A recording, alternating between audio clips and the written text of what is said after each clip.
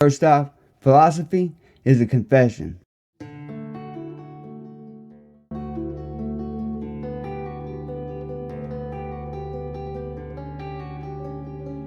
We find lower lid flexes super attractive. And I don't mean like physically attractive. I mean, we want people who want to deeply listen to us. That's why when you look at really hot actors or models or blue steel, they're always... Listen, I always would have hard truth over ignorant bliss, right? If she's ready for it, I'd rather teach it to her. I also think like it allows you to choose if you're going to respond. You don't always have to respond to a cue. So for example, this is a cue. This study really changed the way I think about cues. I talk about it in the book a little bit, but it really had a major impact in my life, which is a study very simply where if you see a cue of social rejection, okay? So cues of social rejection. You're being rejected. So if you see or decode a cue of social rejection on someone else, which is why we're very aware of cues without realizing it. So cues of social rejection are eye rolls, scoffs, even a social rejection tone of voice, like, yeah, I don't really like that. We know that's a social rejection tone of voice. Okay, when we see a cue of social rejection, our own field of vision widens. We literally see more. Our pupils change when we spot in less than a second a cue of social rejection. This is really helpful to know because it means if you see a negative cue, your body knows you have to look out for more. You have to see, and why do we take in more? We have to see, is anyone else sending the cue of social rejection? Is everyone else okay? Do I have an escape route? What's my plan of action?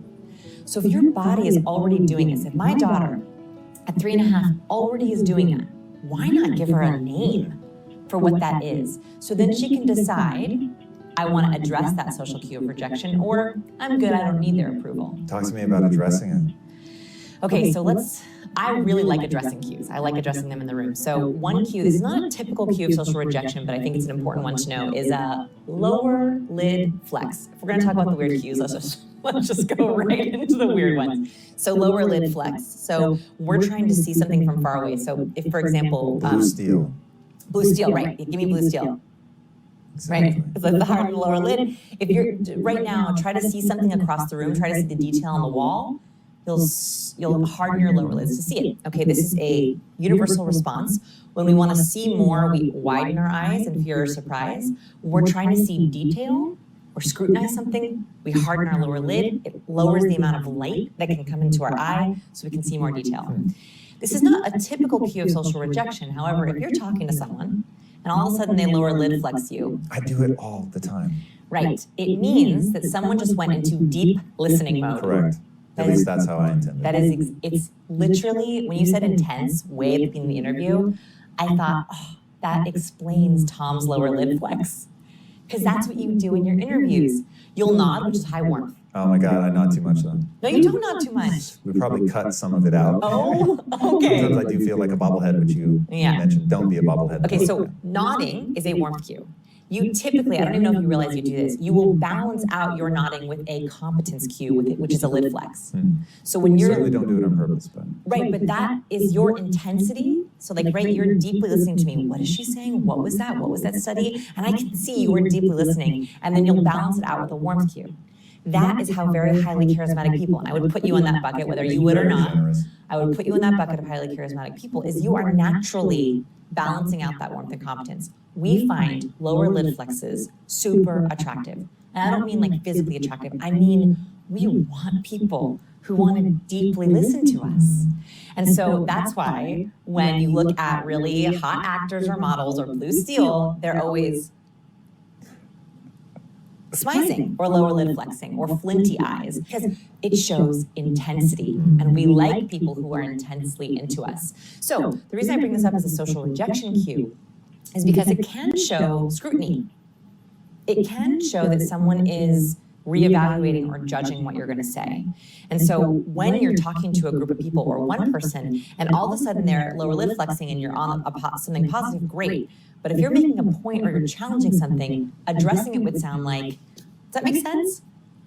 All good? Any questions right there? When I'm teaching, So you wouldn't like call it out specifically, like, yo. Literally flex. Yeah, exactly. No. That's the kind of thing I would do for sure. I mean, listen, if you read this as a team and you want to do it, I have teams that do that, cool. But I like the soft, like, are we good? Does that make sense? All good? Yeah. I like a verbal. It also can be a nonverbal. So what do you do though if you see and you talk in the book like you want a cluster? So let's say you're seeing a cluster of responses, any one thing in isolation can be meaningless. Yes. But you see that cluster, they're really giving you cues. You say, we good? Any questions there? And they're like, yeah, we're good. But you know there's something going on. Okay, so I usually will follow up with some kind of confirmation depending on how hard it is. So if all good, yeah, we're all good. I'm like, okay. Mental note that there was something that was going on there. So I will typically, this is like advanced level. But if something is really like, I know I saw that cluster. I know I saw a couple red flags in a row that I don't like, and this matters. I will typically change the mode of communication. So if we were in person, I will ask an email, just confirming you were all good on point. If we were in email and I noticed some suspicious verbal things, I will switch to in person. If we're on video, I'll try to switch to phone. Because I find that if you give someone a minute and you try a different mode of communication, usually you can get a little bit more information. So when it really matters to me, I will ask in a different way, in a different mode. It's interesting. What do you think about my technique, which is I won't say that I do it every time, because I do try to be deft. I try to read the room and what my relationship is with the person. But I am very likely to say, something like, are we all good? Yeah, we're fine. You made a facial expression, help me understand, because it definitely read like you're upset or whatever, and I just want to make sure that, whatever. Love it. So that works. You can also say, you're saying all good, but you don't look like it's all good. And that's something you can also do with your partner, right? Like if they're like, I'm fine. Yeah, that with Lisa, it doesn't sound fine. I want it to be fine. It doesn't sound fine. So yes, I think that you can also verbally and that's like not an aggressive way of doing it. It's like, are you sure you're good? You don't look good. And then they can explain, oh yeah, no, I'm just nervous about something else. Or you know what, you're right, I do have some hesitations. Or no, I really am good. Right? Like I like that if you're brave enough to do it. That's the socially assertive way to do it. I like it. With your partner, do you have like a code word?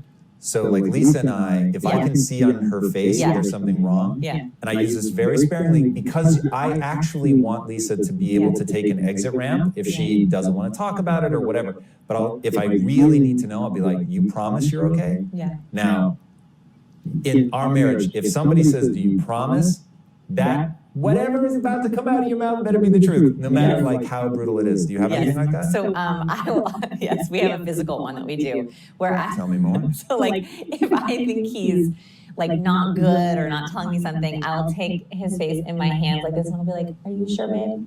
So like it's like a touch, it's like a very intimate touch. And I'll like, are you sure? And so for me, he'll often like touch my shoulder, touch my arm, or my lower back. Are you sure? That like anchor touch. Did you guys discuss that? Like, would he be surprised hearing you say this now? I think he would be a little bit, no, I think he would be like, oh yeah, we do that. We haven't discussed it. Interesting. But like when it's like close the outside world around. Are we good? Or like, babe, are you sure? That's like a physical touch thing. He's also physical touch love language. Okay. So I think that's where it came from, as we discussed that he was physical touch. It's interesting. Going back to warmth and high fives and stuff, you talk about in the book, even like on a Zoom call, saying like, hey, I'm sending you a high five, and then even things like that can cue people into feeling something. Yes, so this was a hypothesis I had right at the beginning of the pandemic. We're all going on video, and I missed the social tradition of a high five or a handshake, and I wondered, do we need to replace it? Do we even need to, and can we? And so I partnered with Dr. Paul Zak, who runs Immersion Neuroscience. He's like the oxytocin guy. Whenever we talk about oxytocin, we're actually piggybacking on his original research. He's absolutely brilliant. He's like he wrote the moral molecule. And Have you ever taken exogenous oxytocin? In the nose? Yeah. Never, but I really want to. Have you done it? I have, but mixed with ketamine. Oh, I've never. And I didn't like the ketamine. I'd like to try just the nasal oxytocin, spray. me Yeah. too. I got so hyped about it. I was Let's like, go do it. babe, like we're gonna do it together. It's gonna be amazing. She's like, no, I don't want anything artificial. I'm like, Oxytocin is very close to our chemicals. You know, his lab is like really close. We could all go do it. dude, I would do a nasal spray of oxytocin all day. any day. This is, by the way, Dr. Zak is the guy who did the vampire wedding. The vampire wedding. The vampire wedding. Like they got married as vampires? No, he calls it the vampire wedding. He's the one who, he went to a wedding. I don't know how. Dr. Zach is super charismatic, and so he can convince anyone of anything. He's probably giving us all oxytocin.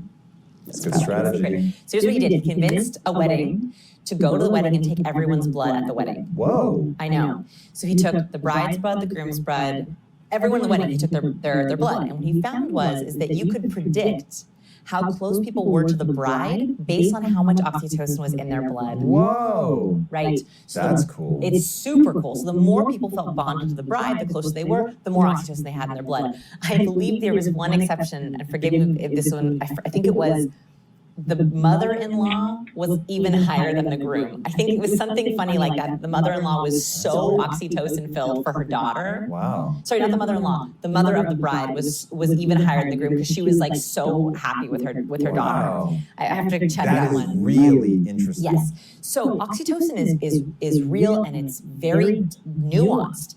So I feel like a nose shot of oxytocin would make us do all kinds of interesting, it would like open our brain up in a connection kind of a way. It's a fascinating molecule that has huge implications in trust. Yes. Which is when I first started reading about it, I was like, oh, this is really interesting. Like if you have a group and you need to develop more trust, it could be a really interesting way. It could also, though, potentially get you into trouble if it's creating trust with somebody that you shouldn't trust. Oh, that is how con men work. I will tell you, my biggest concern with this book is it will get in the wrong hands. Like a question that I get that is the question, which is like, what's the difference between this and manipulation? And I think there is a terrifying line for me, and it was something that caused me some writer's block, I'll be honest, while I was writing, where I'm so terrified that these cues will be used for evil, not good. And they can be. And they are. I mean, that's how con men work. And that is one of the reasons that what I can convince myself of is I would rather equip people to know these cues. You said that woman was touching you and you knew she was touching you and it was working. I would rather you be aware of the cues that are being sent to you to know I want this or I don't, because they are that powerful that if someone has bad intentions, they can still produce trust. And that makes me nervous.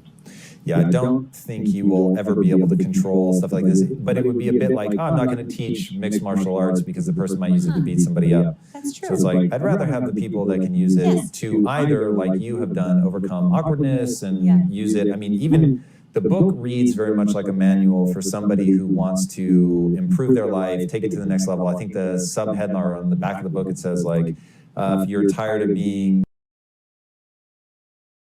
That about wraps it all up for this one, guys. I challenge you to go love somebody, even if you don't like them. Go love somebody. And let me leave you guys with this. Always leave people better than you found them. Hug the hurts, kiss the broken, befriend the lost, and love the lonely. WTJ Knowledge Drops. I'm out. Love y'all. See you next time. Go love somebody.